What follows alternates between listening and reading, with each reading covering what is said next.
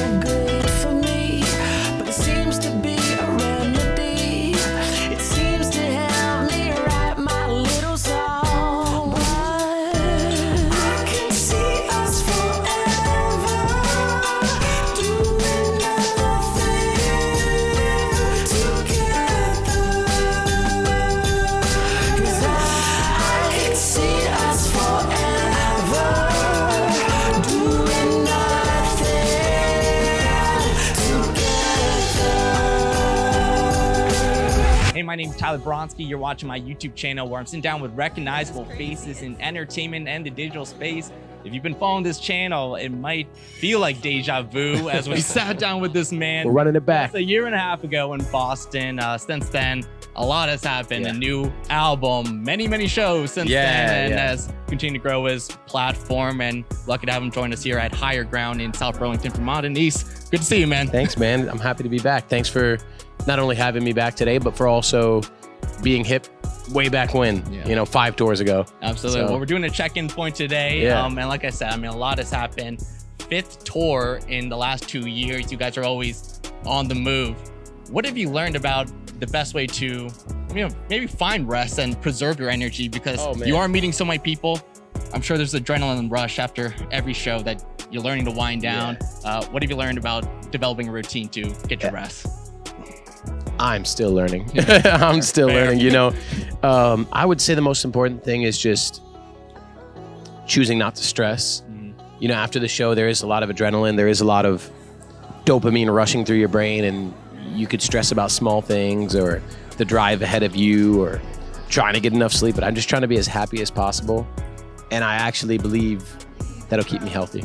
How have you grown since I've last seen you as an artist? Oh, man.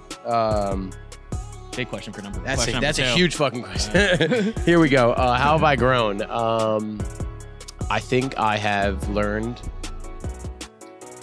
to lean into my strengths. I have chosen not to stress about things that I can't control. And I've learned to really just enjoy it. That first tour you saw me at, I was stressing, it was first 4 or 5 shows ever. Now we're like at 100 shows. And I've learned that the most important thing is that we have fun.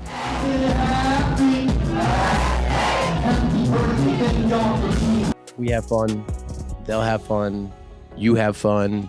And it's, just a part of not taking it too serious. You have spoken about on social media that, you consider almost not doing this tour, given what's happened in the Middle East. You've been vocal on your platform. Why did you ultimately decide it was the right thing to still continue? I had to. Music is healing. Music is freedom. Music is liberation. And the part of me that didn't want to go on tour was the part of me that felt guilty, for being safe and being in the comfort of the States and in the comfort of the privilege of my artistry and my platform. But I realized that if I were to not use my platform to elevate the collective consciousness, then I'm wasting it. I don't have this platform for nothing.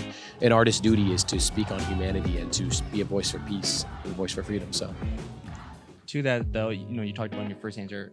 Right now, you're having more fun with it. Yeah. But then, like what I just said, given what's happening in the world, a lot of your songs are happy, uplifting. It's been difficult to sing some of your songs on this tour than usual.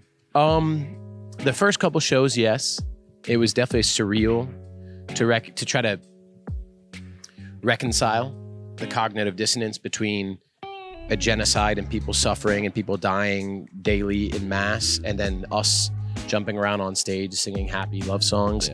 But it's actually a lot of the people in Palestine who reached out to me and told me that they hope I'll sing this song or that song, or they can't wait to be at a show of mine when it's over, when they're free. And so for me, I feel like I carry that joy. I carry them in my heart with that joy. I carry all the people that are suffering in my heart with my songs of freedom. And in a way, they're with me, And so it's become easier as I've learned that there really is no separation between us and them. There really is no cognitive dissonance. We really are connected completely. And so it's almost like a duty that I have to continue to be joyful, because joy is resistance. You spoke about Palestinian human rights in DC not too long ago. 400,000 plus Crazy. people reading a poem. How did that opportunity come about? And I mean, what do you remember when you were Yeah. doing that? It was a out in the blur. crowd? It was all a blur. They just reached out to me. AMP reached out to me and said they wanted me to speak. And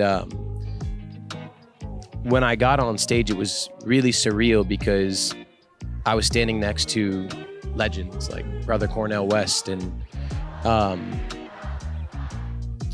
one part of me felt unworthy to be in that space, but to be able to share a poem that speaks to our humanity to, like you said, 400,000, almost 500,000 people was it was monumental. And I feel that, when you have opportunities to lift your voice truly in front of the entire world, that's what I'm called to do. Get back to on the music side of things.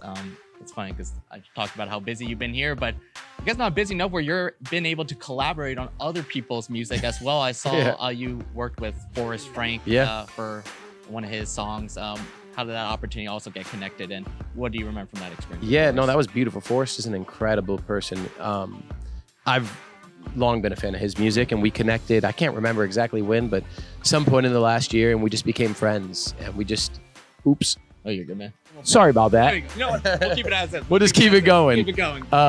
No, but Forrest is just a really good dude, and we just bonded on a lot of things, on God, on faith, on music. And I was really humbled that he offered me to be on one of the songs on his album, and it's a beautiful song. And pretty much everybody who is like a super fan of my music loves that song. Sure. Yeah, no, definitely, man.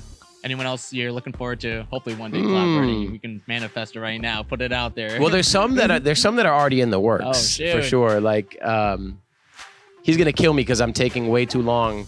But I would definitely be getting the song with Ty Verdes. Oh yeah. Who's another dear that would friend. Be a great, absolutely Incredible artist. Yeah. Probably gonna hop off the road and get in the studio and start writing with a couple other friends like Teddy Swims. Yeah. And then there's other artists that I don't know if we have plans yet to collaborate, but I'm sure we will. But I'll keep those secret. There you go. That was good. That was good right there. You just have to stay tuned. Dropped a little bit. Like I mentioned, you've been traveling really nonstop since I've seen you last. I know DC's home for you, but given all these other cities you've been to, what are some underrated crowds when you? Great question. Yeah. Austin, okay. Texas. Yeah. Phenomenal crowd. Texas brings crazy energy. Anywhere in Florida, Sure. but especially Tampa, Orlando, crazy energy. Chicago always goes crazy. And then if I had to pick one last one, I would have to say that San Diego is my number one market, and I don't know why. I can't explain to you. Anytime I list a tour, San Diego is the first one to sell out. Well, didn't you also even do the free show like on the beach? Was that in San Diego? No, that was in LA. That was LA. Okay. Close enough. Close enough. We'll do a San Diego beach show. There you go. Just put it out for all you guys in San Diego. There you go. You just made it possible for I them. made you busier, man. Nah, it's all good. I like beach shows. Those are fun. Those are vibe. Yeah. Last couple for you. I know you've been putting on your social media that people better see you now because you're not gonna be performing in the U.S. for a little bit. Yeah. You're gonna plan to go international. Why do you feel that's the right decision to do at this point in your career? I mean, for one, we've just done 3 U.S. tours in a year and a half. Yeah. And at a certain point, I want to always be cognizant of the fact that the music world is global. Sure. And to fans in the Philippines, I'm sorry that I haven't come there yet. I had a number one hit song in the Philippines. It's crazy that we haven't gone there yet. It's stupid that we haven't gone there yet. And Australia is one of my biggest markets. And Brazil is one of my biggest markets. So to me, it's just like before I launch into this next era of my career in my sophomore album, we're only going to be able to tour like the summer camp album for the next 6-7 months. So it feels right to go to my biggest markets outside of the US. We already did Europe. Yeah. So let's hit, Australia, Southeast Asia, Latin America. And then come summer 25, when I've got enough new songs and it's not just the same set list, we'll come back. We'll be here. Yeah. Absolutely. Last thing for you. I remember the last interview we did, you mentioned it was important for you to never lose touch with the guy that was, delivering pizzas and going to law school and wasn't happy. I guess you mentioned your first answer, you're having maybe the most fun you've had in a while. Do you feel like you've been able to keep true to that you haven't lost touch with that guy at the end of the day? Yeah, I think I'm very much in touch with 2017 Anise and 2012 Anise, and it's an effort to stay grounded for sure, because as things grow and as things,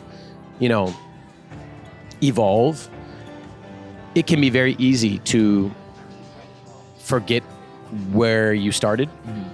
It can be very easy to look at the status quo as like, well, this is what it's always been, but it's not. It's not normal that we're here in Vermont and we have hundreds of people showing up. It's not like, these are things that even just 4, 3, maybe even 2 years ago would have blown my mind. So, I think it's just a process of being grateful, and just gratitude anchors you to that person, because you remember, like, depressed lawyer, delivery, pizza driving Anise would have exploded with joy if you would have told him that he'd be touring the country and the world singing love songs and freedom songs and healing songs with my best friends. And so for me to hold on to my gratitude requires me to remember that. And so yeah, man. I love that. Anise, thanks for your time. Looking forward to checking in. Hopefully, yes, sometime sir. soon. We'll see. So thanks for tuning in, and thank you for always showing up. And I appreciate you for being here for day one. Yeah. Awesome, man. Thank you. Peace out. You always have the best one. Oh, thank you, man. I appreciate it. Just gonna click of us. Yeah.